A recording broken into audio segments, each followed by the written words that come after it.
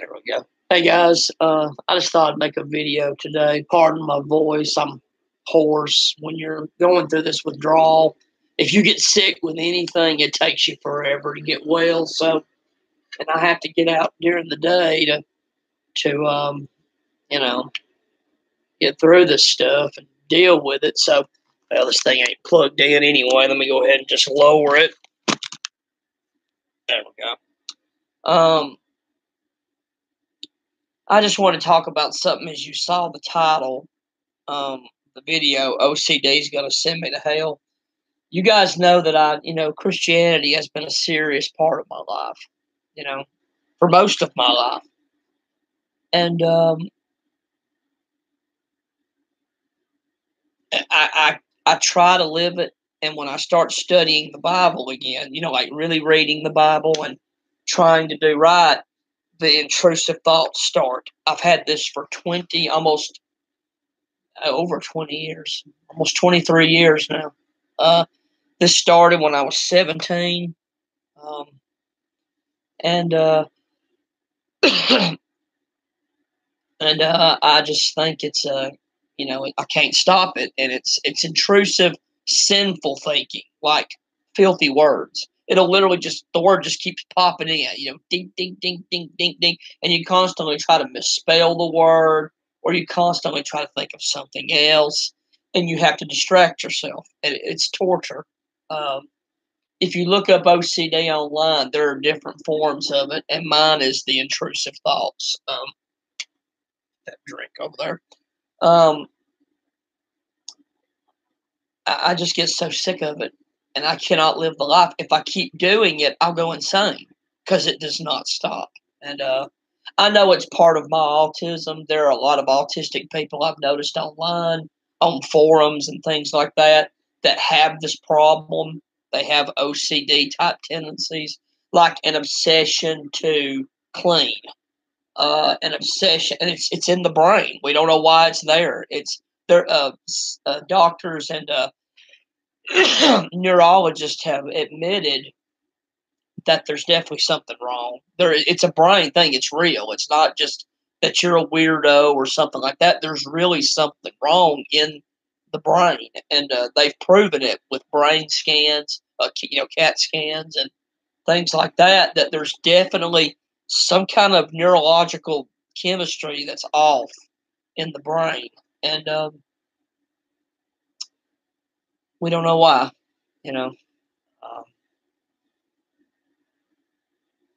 I mean, part of mine could also be the benzo withdrawal. It's definitely a symptom of repetitive and intrusive thoughts. It's a benzo symptom, and I could, because other symptoms have eased for me right now, so that could definitely be a symptom I could be having. I mean, your symptoms change all the time. You can't figure this stuff out. So, and everybody that's going through benzo withdrawal knows that symptoms go back and forth. I'm just so tired of it. I'm tired of suffering. I cried the other night. I asked God, why are you doing this to me? I've studied the Bible. I believe the Bible. I do. If you don't, I mean, that's fine. I'm saying me, I believe the Word of God. I do. I believe it's the Word of God. I believe it's the truth. I believe it is legitimate. I believe it's real. I do believe God works throughout history for His will and His purpose. I really believe it, but I can't live it. And say if I go to church, same thing. Like if I'm talking about a church building, if I went in and worshiped with people, it's the same thing. Just the same torture. I mean, I looked up online that people that have OCD have high rates of suicide because I think it's just so torturous. I know if you've ever heard of Mark Summers, I don't know if you've ever heard of him. He is the show Double Dare used to be on TV when I was a kid. It was like a kid's kind of dare show. They do kind of funny things like sliming somebody and something like that. Well, he had a He was a neatness freak, and he would talk about how it would drive him crazy. He'd have to clean the house constantly, and he said if there was any kind of dirt or something on the ground, like he would go nuts until it was clean. He said I would literally lose my mind, literally. Like it was. He said I hated it, and I knew it was stupid, but I couldn't stop it. And if somebody turned a picture, they did a doc. You could look at it online. There's videos of the documentary that was done on him. The woman interviewing him for a TV show back in the '90s, I think. And she, just a second. Sorry about that, guy. I thought I heard somebody at her door. Okay. Um, she kind of took a picture, like pictures up here, and she would turn them just ever so slightly, and you could tell it was driving him crazy that picture was like that. And it's just absolutely nuts. And like he said, it's torturous. I don't have that problem. Mine is intrusive thoughts. But like he said people just don't understand how brutal this is. It's just torture. Imagine if you couldn't stand the sight of blood or thinking of blood, and all you could keep thinking was blood. Blood splattering out of somebody or a murder, and there's guts everywhere. You get what I'm saying? It's just a torturous thing. And excuse me, I have it, and it never stops. I mean, when I try to live a Christian life, I know it's demonic of some sort. I know it is. I know the devil's using it, but why is God allowing it? That answer, I don't know. And I'll tell you what angers me, guys. Like I said, pardon my voice. I've done everything. I've taken allergy pills, but I can't just take pills all the time. So I just have to kind of deal with it. But getting back to the OCD, I mean, what angers me is I'm trying to live a good life. I would have been a minister in my life. That's what I would have done for a living. But I couldn't do it because of the OCD. It tortured me. I almost went mad when I was 19. I almost killed myself because I couldn't stop it. I went to ministers, I went to people and talked, and I could tell. They weren't mean. I mean, they just didn't understand it, They were just like, I just stopped thinking about it. Well, you can't. That's the point. If I stopped thinking about it, I would just stop, And that was why I didn't do that for a living. And that's what I wanted to do, man. I wanted it sorry about that, truck was outside. Our neighbor has a big trailer truck. But I did everything, I studied, I went to church. And here's what angers me, guys. There's people that have it way better than me. Way better than me. Their life is not controlled by forces they can't stop. They're economically advantaged. They're, they don't have the mental issues that I have. They're not in benzo withdrawal, never have been, never will be. Other than when they get a disease and die, they're fine. And they don't even live it. Many of the people I know are hypocrites. They're not Christians. They're not living it. And I have an uncle. I'm not picking on him. I'm just using him as an example. There's others I could use. He has basically been going to a church for 30, 40, at least over 40 years. Okay, you should if you've been a Christian for 40 years, you kind of should know about the Bible, and maybe you should actually care about it. And he knows nothing about it. Nothing. I bet he's never even read it. I mean, if he's read the Bible other than in the church service when they have a sermon, I'm sure he's done that, and that's about it.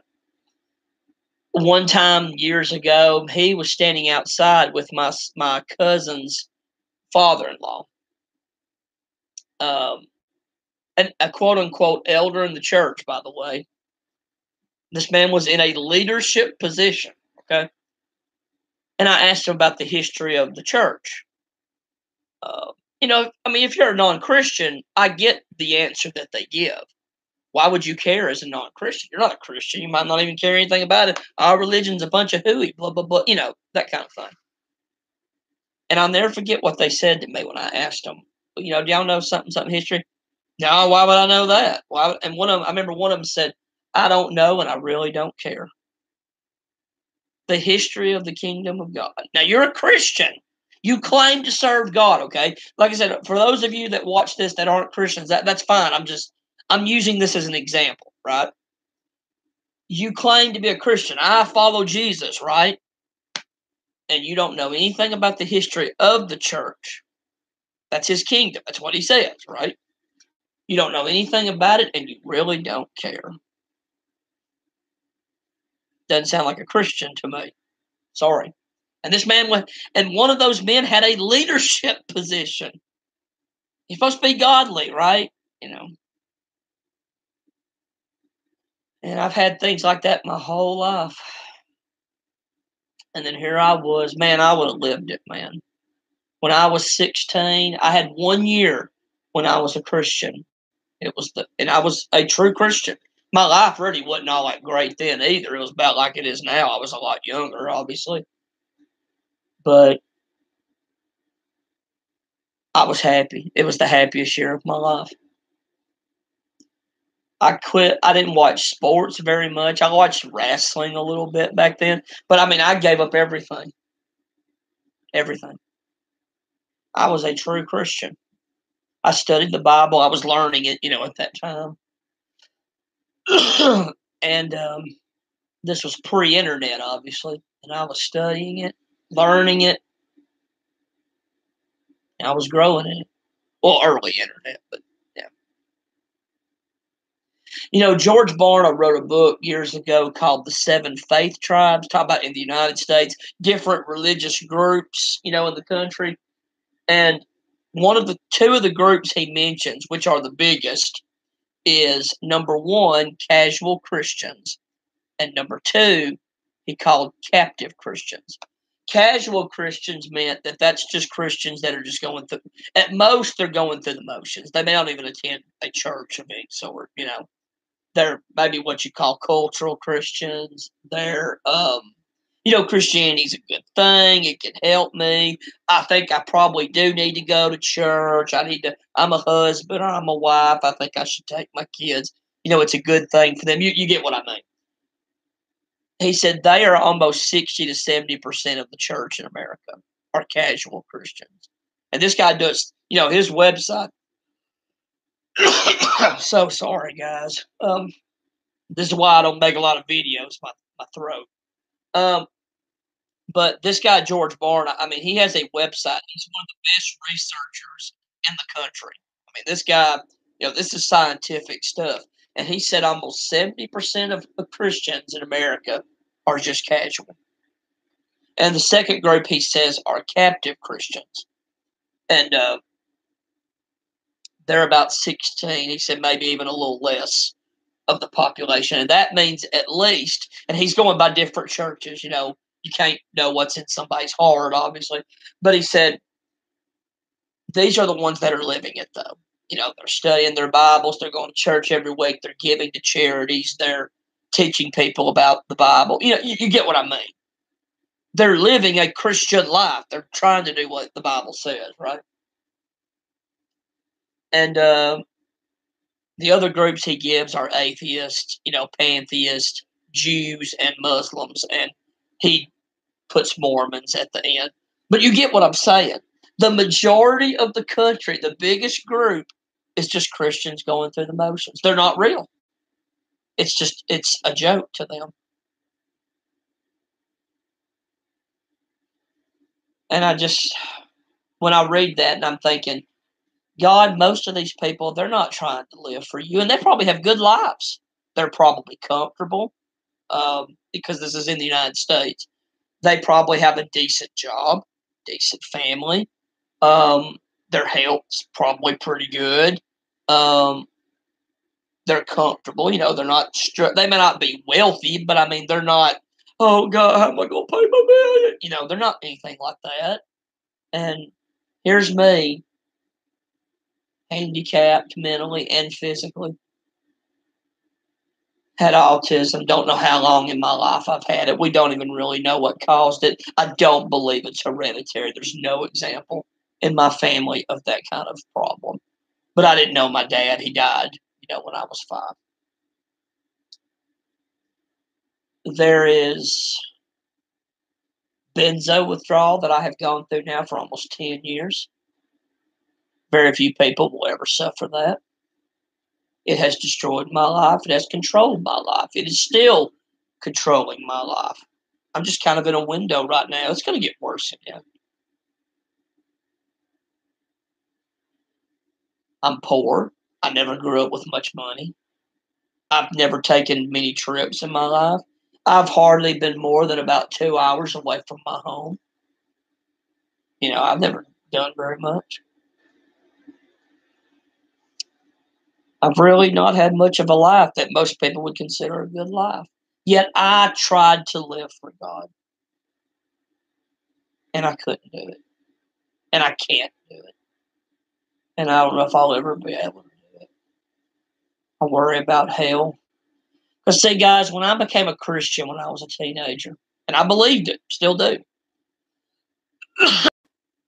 I didn't have much of anything that would give any happiness in this world. Very little. Material, carnal pleasures, nothing, But I knew I had heaven when I died.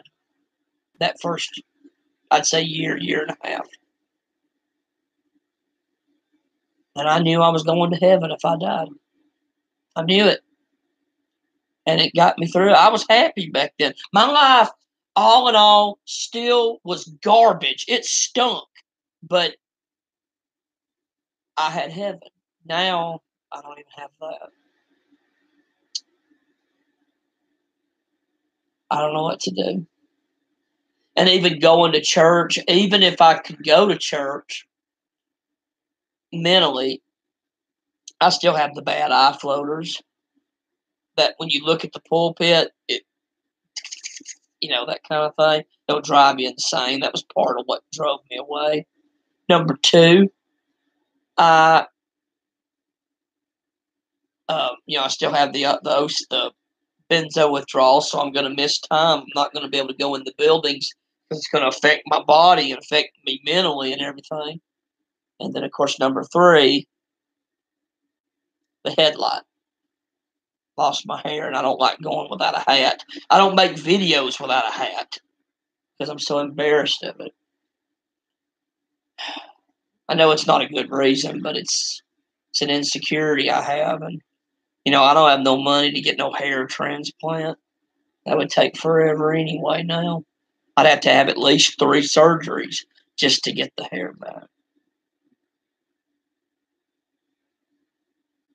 and yet He doesn't help me. The book of Job talks about suffering. As you're a godly man and you suffer. That's the whole point of the book of Job, is that he is suffering. God lets Satan just destroy him. Satan says, he accused, God says, Job's a good man. He's godly and he lives for me. He's the real deal. And Satan says, he just does what you say because you gave him everything. He's wealthy. He's powerful. He's got a good family. He's got a wife. Take all that from him and he'll curse you to his face. Of course, God lets Satan do all those things. And Job doesn't curse him. Then God, and then Satan says, "I'll take his health away," and then God lets him, and he gets boils, and Satan makes boils come on him, and Job never turns from God, but he does get angry with God because he says, "I'm a godly man." Everybody around him, all of his friends, they're telling him, you sinned against God. And I get the same kind of stuff. Boy, you've done something wrong, man. You're not living right. And buddy, he's getting you. You better, would you just start doing right? And it's like, I am doing right. I'm doing the best I can. And, in the end, God appears to Job in a whirlwind. And he's angry with Job for questioning why, these things happen. And God restores everything to Job. Threefold or something like that, way better than what he had. But Job never gets his answer. why did he go through what he did? You know, he did nothing wrong. I mean, he was not an ungodly person. And I'm kind of like that, but I've suffered pretty much my whole life. Um, but obviously, the worst has been the last 20 years. Um, but it's never been good. Being autistic, I always struggled. Everything in life was hard. And people go, everybody has problems. And you know that's not true. Oh, sure, their lives are not perfect, but they're pretty good. They're getting through life. They're pretty much at ease. And, you know, I don't know, guys. And in the end, do I think God's going to reward me tenfold, 20, 30, 40 fold? Sure doesn't seem like it. I'm reaching middle age. I have no money. You know, I mean, obviously the benzo withdrawal has destroyed everything. I have no money. At least I can drive now. I used to not even have a license, you know, until about 5, 6 years ago. I have no money. I have no friends. I have no wife. I have no girlfriend. I have no job. I have nothing. Nothing. Is all of it? Is some of it my fault? Some of it. All of it? No. No way. I've been through a lot more than what most people ever go through. But I don't know what to do. I've gained a lot of weight because I can't exercise anymore. I can't do much of anything. And now when I watch TV shows and they say a cuss word, it pops in my head and I can't get it out. That's torture. I have to wait a while before that goes away. I'll just have to stay away from the religious stuff.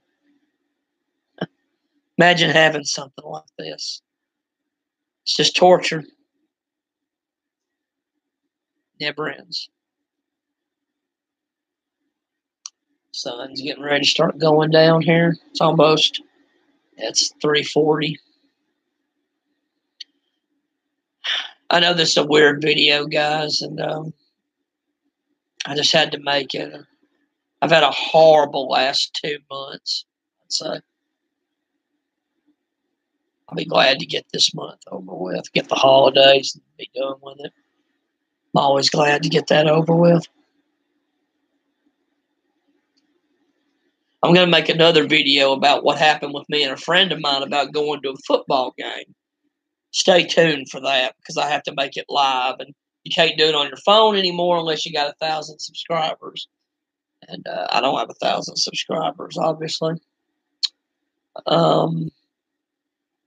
You'll be amazed at what I went through with this moron of a friend. He was no friend, but